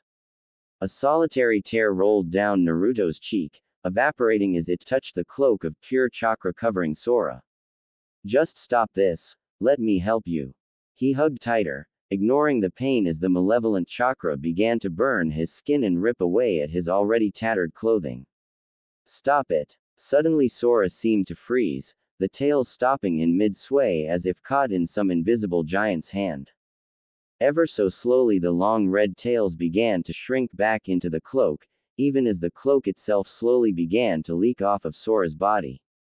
The chakra seemed to twitch in midair before slowly being absorbed into Naruto. As it did so, the burns and bruises across Naruto's body began to heal so fast the monks around them could actually see it happening. Finally, when the entire cloak had disappeared and Sora's features had returned to normal, the two boys collapsed to the ground, Naruto still clutching Sora tightly to him. Chiraku and Chukaku immediately rushed over to see if they were okay. Aside from Sora's intense chakra exhaustion and a few burns across his skin, they were perfectly fine, just unconscious. Chukaku let out a long sigh of relief as he looked down at the two before turning to the assembled monks. He was simply glad there had been no casualties, however he would still have to explain that to the rest of the monks tomorrow, and he knew that would be exhausting. Not to mention Naruto was going to be asking questions too, and Chukaku was sure he would be hard-pressed to answer them. "Alright, start putting out those fires, we'll begin repairing the damages tomorrow, for now get some rest." As soon as the murmuring dies down and the monks began to disperse, he took another look at the two boys on the ground. How can two boys so young bear such a heavy burden? Drip. Naruto felt strangely at peace. The air was still but not humid or uncomfortable. Drip. The ground beneath him, while hard, was not inherently painful. He had grown used to relatively hard bedding anyway. Drip. There were no aches vary his body like he had expected there to be. Drip. He gently moved a hand up his body, feeling for where he knew he had been burned by that foul chakra. Drip. Strangely, all he felt was his normal smooth skin, not even any bandages. Drip. Likewise, his clothing seemed fresh, there was no noticeable damage. Drip. In fact. Drip. Shut up. Naruto blinked as his voice echoed out through. Wherever he was, it was certainly not the temple, that was for sure. He got to his feet, once again marveling that he didn't feel at all hurt and his skin was unblemished. He looked around, his steely purple eyes taking in his strange surroundings with a frown. As far as he could tell, it seemed to be the basement level of some kind of industrial building. He had found himself in one once when he was exploring in Konoha, except the one he found himself in was much cleaner. Pipes ran the length of the ceiling, disappearing off into the darkness in both directions of the seemingly endless corridor. There were many of them, but one in particular caught his eye as it was much larger than the rest. It was also the only one that was leaking, obviously the cause of the irritating dripping. Sure enough, he watched as a single drop of some foul red liquid gathered at the bottom of the pipe into a droplet before falling to the floor. Whatever it was, Naruto knew better than to touch it. When it made contact with the floor, it sizzled for a moment, eating away at the ground. However, more amazingly, the floor seemed to immediately repair itself, the small hole disappearing like it had never been there. He watched this repeat 3 times before tearing his gaze away. It was oddly hypnotic.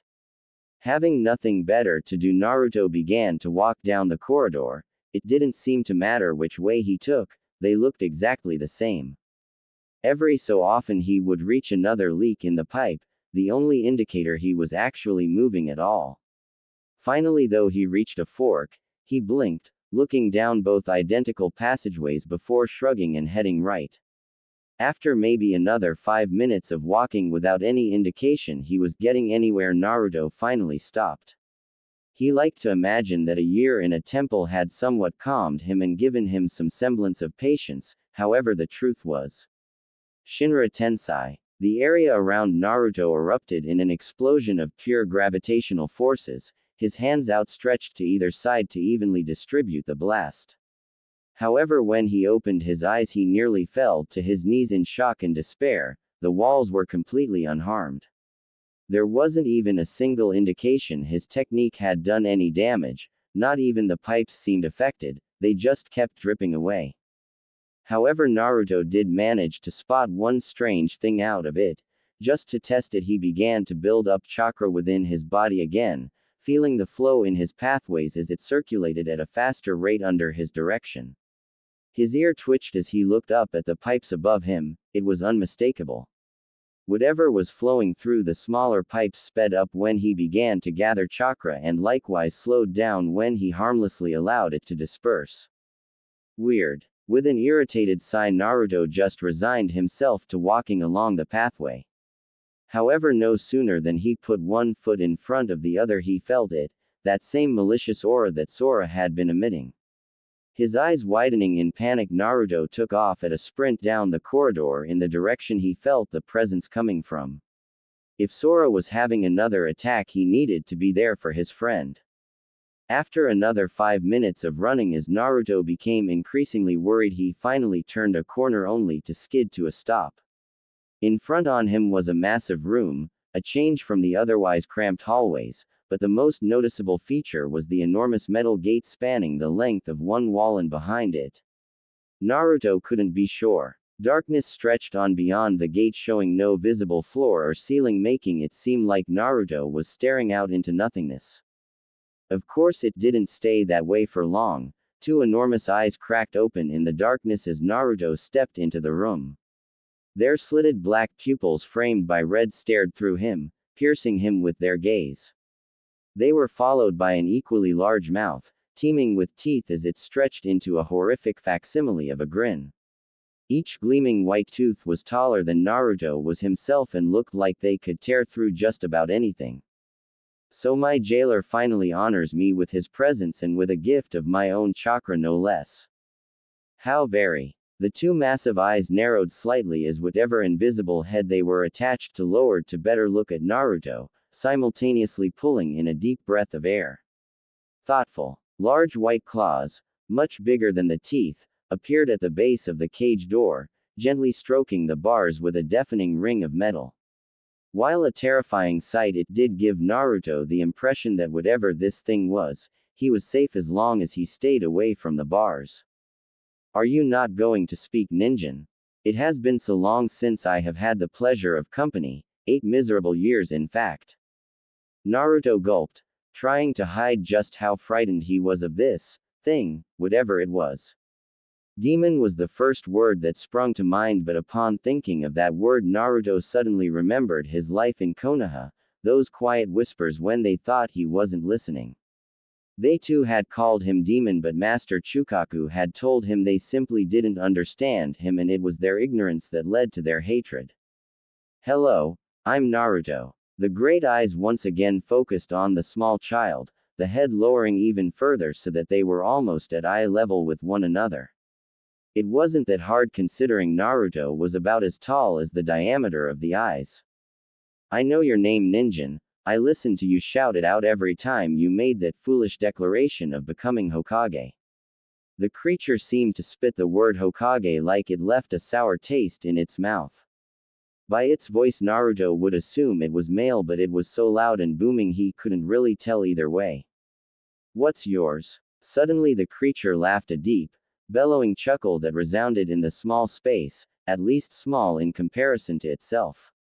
However, the laugh contained no humor, it was more mocking than anything.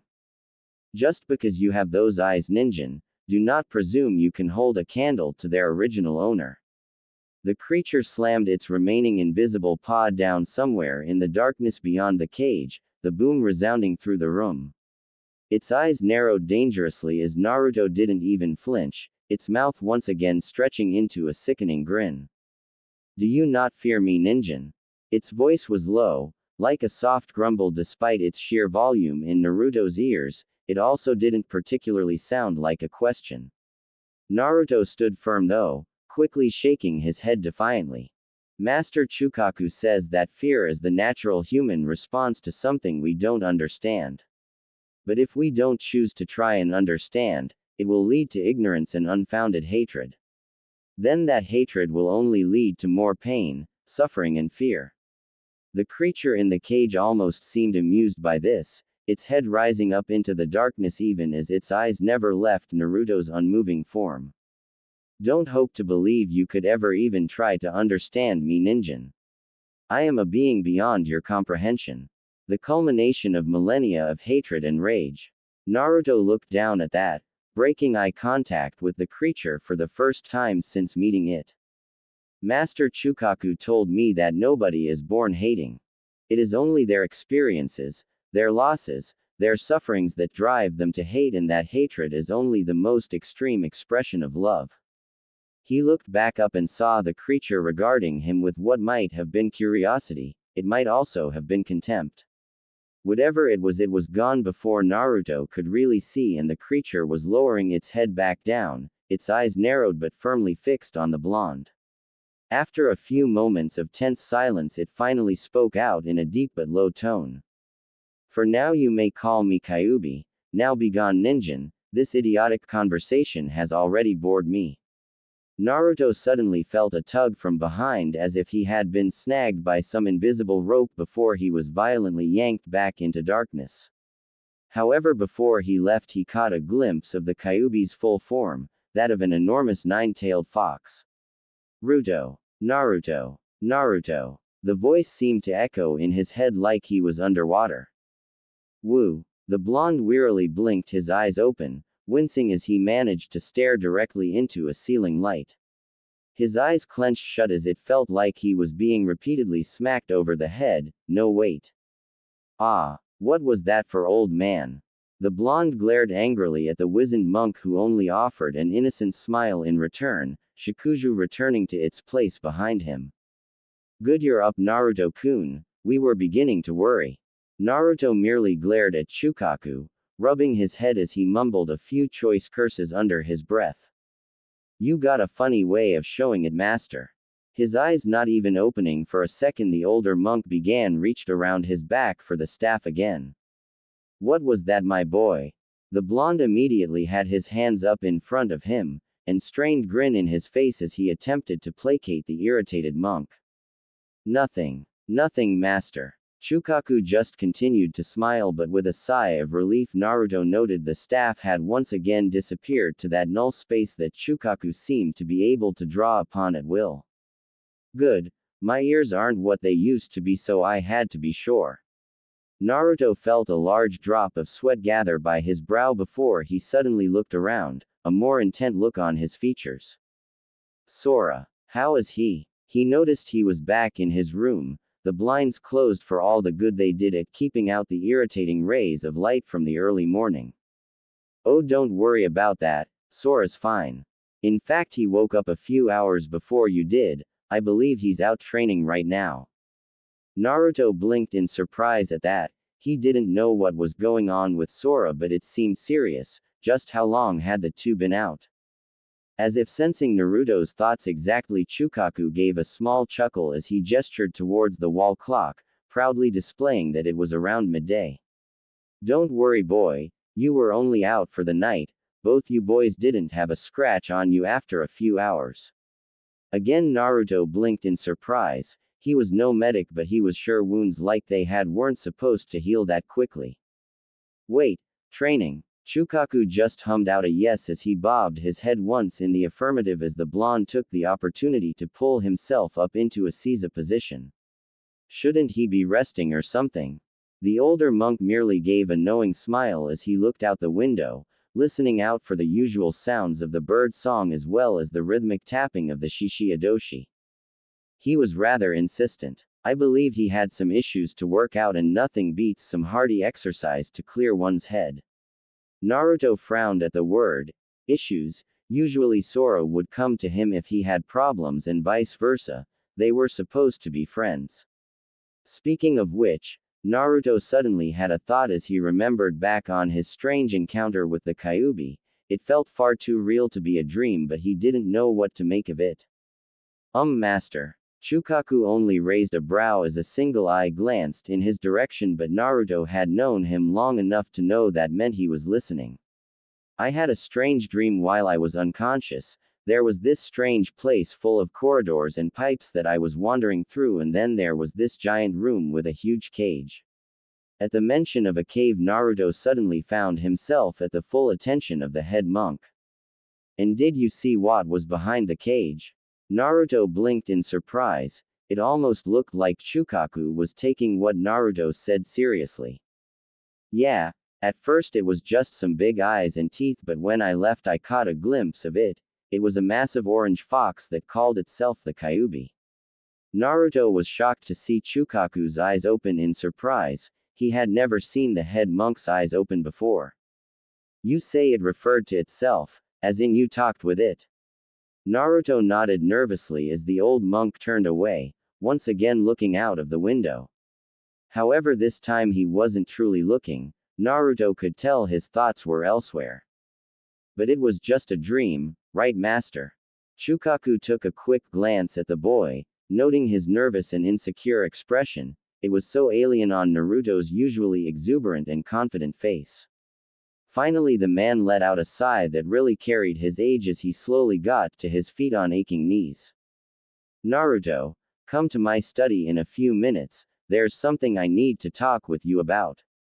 But first I must go get Sora. There is something you both need to know.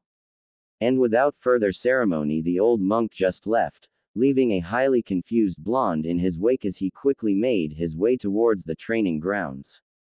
Naruto, Sora, this is going to be very hard for you to hear, and honestly, I feel it is too early for me to tell you these things. However, I believe that should I not explain them now, you will be forced to live in confusion later on. Both Naruto and Sora were sitting in Chukaku's study, the only other room in the temple besides the library that actually had chairs. Even then they were only moderately more comfortable than the floor. Chukaku himself sat behind a fairly plain wooden desk that was built for function rather than beauty. The elderly man took a deep breath with his eyes closed in thought before catching both boys' eyes. You both know of the attack 8 years ago on Konohagakure. After getting two slightly unsure nods he continued. It may not have been spoken about much in Konoha, but it was hardly secret. But before I explain that, you must first know about the Biju. He waited a moment, but sure enough the two boys looked confused at what he said.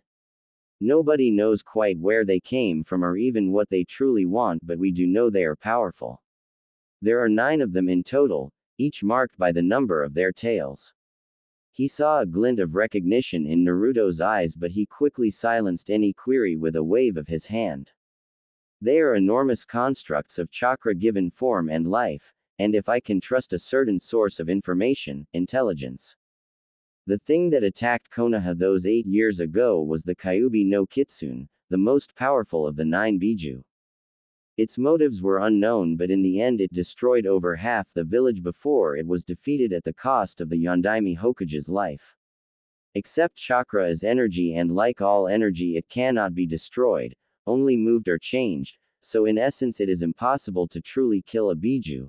At best it would simply reform as the consciousness pulled its physical form back together.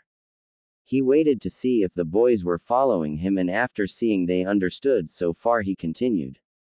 That's why over the years human began to seal biju away like one might a kunai into a scroll.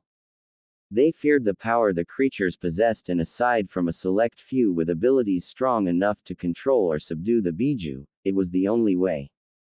Unfortunately, it is not that simple. People quickly found that something as powerful as a biju could not be contained in any mere object. Even the most powerful sealing items paled in comparison to the most powerful of the 9. Instead, a new way was discovered. The creatures could be contained within a living human vessel, a host and prison to the creatures, consciousness and power. Of course, not soon after that, people found ways to weaponize these sacrificial vessels, and the Jinchuriki were created.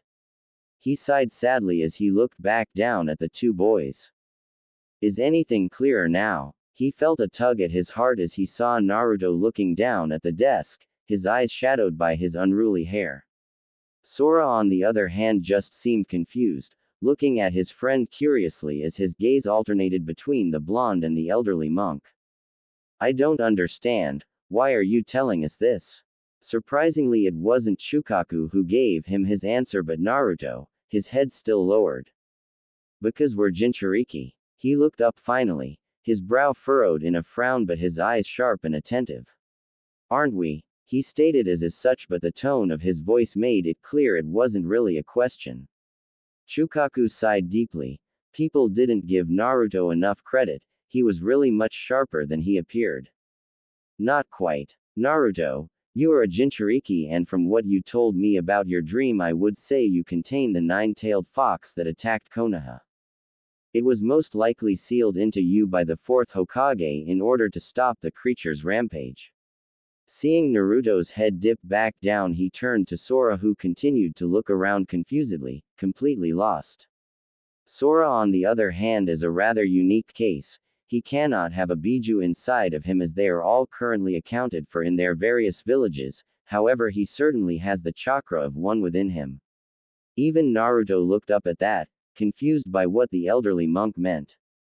I believe somebody gathered up the chakra expelled by the Kyuubi on the night of its attack before sealing it directly into Sora, making him somewhat of a pseudo-Jinchuriki.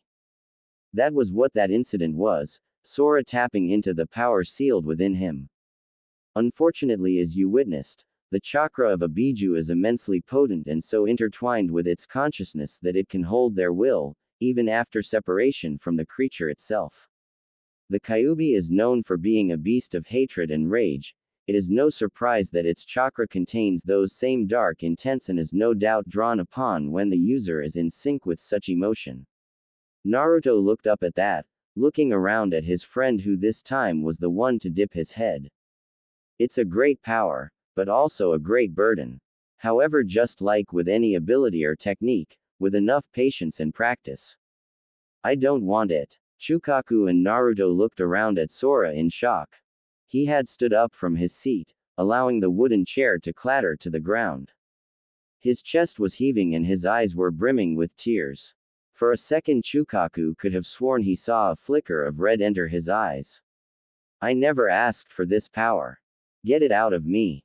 His shoulders suddenly slumped as he felt all the anger leak out of him. He looked around to see Naruto gently holding his sleeve. He didn't know why, but it felt like that single touch was all that was stopping him just storming out the room. It was calming. Unfortunately, Sora, there has never been a method of safely extracting biju chakra once it has been sealed into a host. He looked thoughtful for a moment, only half noticing Sora's angry, yet dejected face. On the other hand, like I said, you are a unique case. Perhaps if we all do it. Shukaku sighed, wondering when it became so commonplace for people to interrupt him mid-sentence. He looked over at the young blonde, a mask of pure determination set on his features as he looked at Sora. I'll find a way to help you, even if I have to take on your burden myself. Sora was simply shocked. He knew Naruto was his friend, but he never expected such a passionate response. A small grateful smile appeared on his face as he pulled Naruto into a grateful embrace. Thank you, Naruto. I can really count on you always, can't I? Naruto simply nodded, the determination in his eyes never wavering. Finally, the two broke apart when they heard a loud and very intentional coughing. Sheepishly, they turned to look at the head monk, who had his arms crossed and a single eyebrow raised. As I was saying, he tilted his head slightly, waiting for an interruption. When none came, he smiled serenely before continuing. There may be a way yet. He turned towards Naruto with an intensive expression which made the small boy slightly nervous. Naruto, you did something while Sora was under the influence of the fox's chakra. None of the monks had ever seen anything like it. It was almost as if you were drawing the chakra right off of him and into yourself. You even healed as you were doing it. Naruto just blinked in surprise before looking up and rubbing the back of his head. I did. I don't remember that. All I remember is holding onto Sora and wishing that he would just stop. I didn't want to see him that way, covered by that foul chakra. Chukaku's other eyebrow joined his first momentarily before a similarly thoughtful expression appeared on his own face. Naruto, I want you to do something for me. The blonde just nodded quickly. He had long since stopped questioning the head monk's orders, even though he never phrased them as such. Touch my arm and think back to that moment, like when you first started to train in your gravity manipulation. Naruto seemed confused and unsure, but nevertheless he grabbed a hold of the old man's arm and began to think back. Like everything in the past year, he could easily conjure up the memories of the previous night. As the sight of red chakra and the acrid smell of smoke along with the desperation and sadness filled his recollection, he began to feel a strange pull from the contact with Chukaku. Likewise, the elderly monk looked at his arm in amazement. He could quite clearly feel his chakra being siphoned off into Naruto at a rather substantial pace. If he didn't have as much chakra as he did, only rivaled by Chiraku and unknowingly Naruto in the temple, he might have been worried. Like that time a year ago, Naruto suddenly found words that weren't his own leaving his lips, that same instinctual feeling filling him up. Preta path. Chukaku's eyes widened in amazement as he felt the rate his chakra was being drawn in substantially increase. He quickly pulled his arm out of Naruto's grip and thankfully he felt the process stop, but he suddenly felt quite tired, like he had spent a few hours training. Naruto, on the other hand, looked incredibly refreshed, the slight bags under his eyes from fitful sleep vanishing. Sora had watched the whole ordeal with a curious gaze before mumbling something about blondes getting all the luck. Well, that was interesting. Naruto looked up at the old monk expectantly, as if waiting for some kind of explanation for what just happened. After a moment of thought, Chukaku nodded, seemingly to himself, before looking back down. You said, Preta path, Naruto, was it like what you told me about the names of those gravity techniques? After a quick nod, Chukaku hummed again. Perhaps this is one of the 6 paths that gave the sage his name, which might make those gravity techniques another. Almost on reflex, Naruto once again found another set of phantom words pass through his mind. Diva path. Chukaku and Sora blinked at Naruto as the blonde looked sheepishly away. I think it's the Diva path. Chukaku blinked one more time before standing up and moving over to the window. Interesting, that means there are 4 more you have yet to discover. He looked back around and for a moment Naruto was reminded of the times he had spoken with his Gigi. The two had the same look. Only time will tell if you will discover them or not, but I'm sure if you do, you will master them. He sighed, wishing he had a pipe to draw upon, but he had given up that habit years ago to support the clean body ideal the temple upheld. For now, though, I believe that is enough. Too much information in one sitting can be as bad as anything in excess. Get some food, we have plenty of time to figure things out.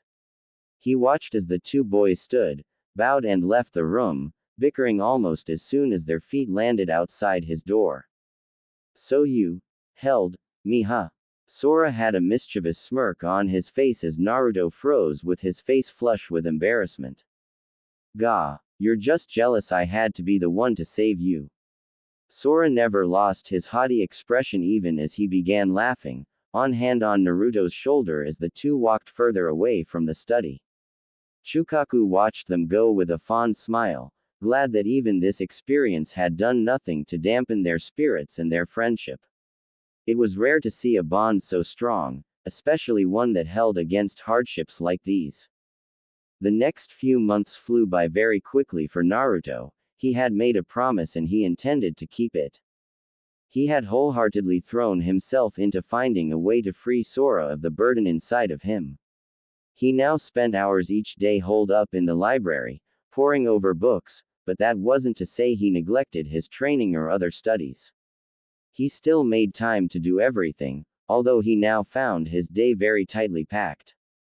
The other monks weren't too surprised. After all, he had once meditated for 3 days straight just to prove a point. Fuinjutsu had briefly caught his eye. It was what sealed the chakra into him and Sora in the first place, however that turned up a dead end. Learning and mastering sealing to that level required years of intense study, time Naruto had, but he felt Sora did not. It wasn't obvious, but there were subtle signs that each day Sora was becoming more and more affected by Kyuubi's chakra.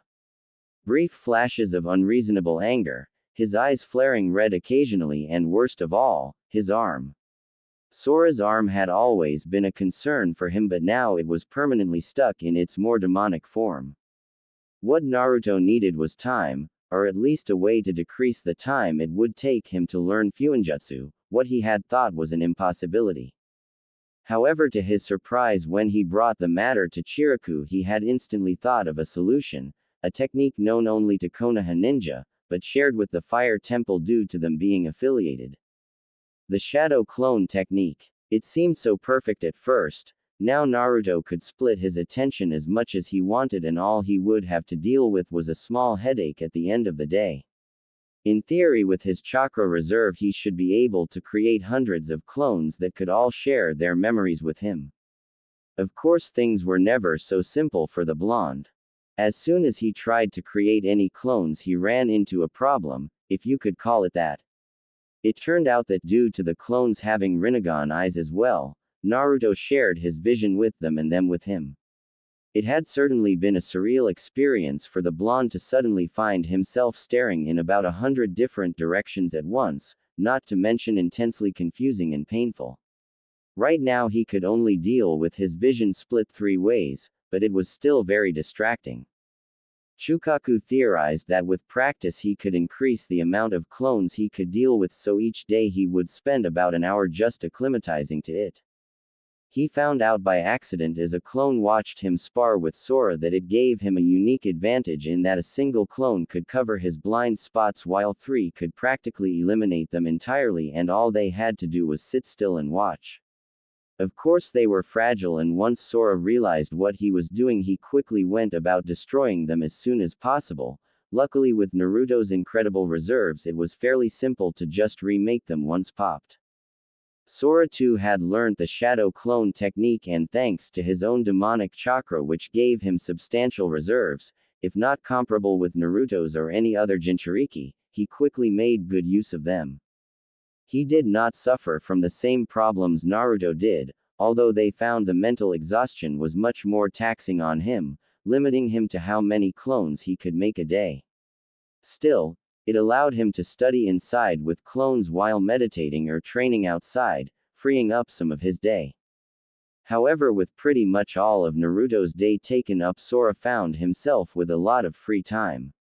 Of course, every problem has a solution in time, and while picking up after Naruto in the library, he became interested by a book on sealing and had taken up learning the art. He of course made liberal use of shadow clones in the process, but pretty soon he was impressing the other monks by drawing out various simple barrier and strengthening seals. Naruto, on the other hand, was looking down different avenues, namely his dujutsu. He had thrown himself into trying to understand his elusive eyes, relentlessly training his Diva and Preta path. Strangely, he had found that the Preta path was not simply the ability to absorb chakra as he had first thought, but direct it. In that way, he could either pull it into his own body, or likewise push his own into someone else's, instantly adapting the chakra to its new body. He found he could even push chakra into the ground or inanimate objects, however, it did little more than strengthen them, and if he pushed enough, it give them a blue glow. On another note, he had also spent time researching the sage himself, hoping to gain insight into his powers and perhaps hints on potential abilities. Apart from the more outlandish things like the myth about the moon, there was barely any information on the man himself, just like all information on that period in history. Naruto couldn't even figure out exactly when the man had lived or where. The only useful information was that he had a number of special possessions that were now considered sacred in many places. Once again, he was surprised when he brought that information to Chukaku. The man had smiled but said nothing, instead leading Naruto deep underground the temple via passageways the young blonde didn't even know existed. Finally, they had reached a large vault where some of the more precious or sacred items the fire temple held in its possession were kept. There were even some treasures from the fire daimyo's personal collection that the man wanted protected and didn't want to use ninja. However, that wasn't the surprise. That came when Chukaku had shown him an old shakuju. It looked ordinary enough, but apparently it was said to have belonged to the sage himself. According to very ancient records, it was a gift to one of the man's closest friends who had later gone on to found the fire temple itself, becoming the first head monk. It was kept in the vault as it consumed massive amounts of chakra just by being held, killing an ordinary person in moments and an average Junin in about 10 minutes. Naruto had gone to pick it up, but Chukaku had held him back, telling him it wasn't the time for that just yet. So now Naruto was sitting in a field around the back of the living quarters. It was one of his favorite places to meditate as it held a small pond with a single stone at the center he could rest on. He was feeling for his chakra, examining its flow as it moved and slid through his pathways, sometimes quickly, other times like it wasn't even moving at all. He had been told by Chiraku he possessed incredible control over his chakra, especially for someone with reserves as large as his own. Once again, Chukaku theorized it was to do with his Rinnegan. He had equated it to the chakra being a lumpy fluid and the Rinnegan being a kind of strainer. The lumpy fluid that was uncontrolled chakra moved through the pathways, sticking to the sides and causing friction which unbalanced the entire system. When it passed through his eyes, it would be strained, becoming more fluid and less viscous. This way it would cause less friction and gave Naruto unparalleled control, at least that was the head monk could explain it. He felt his chakra move around his stomach, close to his gate of view, when a small frown creased his brow for just a moment. There was a small, almost unnoticeable pull on his chakra in that area, draining it out of his pathways and into something else. He knew what it was, of course, the seal that held the Kyuubi within him. He thought about how easy it would be to simply pull back on that chakra, stop it from flowing into the seal. It would only take a single thought. Of course, that would degrade the prison quickly, in no time releasing the Kyuubi's chakra within him in a way he was sure wouldn't be the most pleasant experience for him. However, he decided to focus on that, feeling the way his chakra was leached out, focusing intently on the seal and the way his own chakra moved through it. He could also feel the Kyuubi's chakra leaking into his own system, being almost immediately converted into a more usable form by both the seal and his Preta path, which he realized must have been working subconsciously since the Rinnegan had activated. Suddenly he felt a familiar tug on his mind that he hadn't felt in a few months. He succumbed to it, allowing his own consciousness to fall deep within himself. So you've returned. Naruto opened his eyes and sure enough he found himself back in the enormous room that represented the seal, the enormous bars before him and the biju beyond it. Kyuubi. Naruto gave a small inclination of his head before feeling a large gust of warm air blow over him as the great fox snorted contemptuously. No need for the pleasantries, Ninjin. Why have you come here, or do you enjoy flaunting your freedom before your prisoner? Naruto frowned at that as he took a seat on the floor, pulling his legs towards him to sit in a loose cross-legged pose. He couldn't quite see it, but the Kyuubi frowned at that in the darkness of his cell. It was a position he had seen many times over from one he would never see again. You know I never asked to have you sealed inside of me. Again he felt the warm breath of the Kyuubi wash over him as the large fox snorted,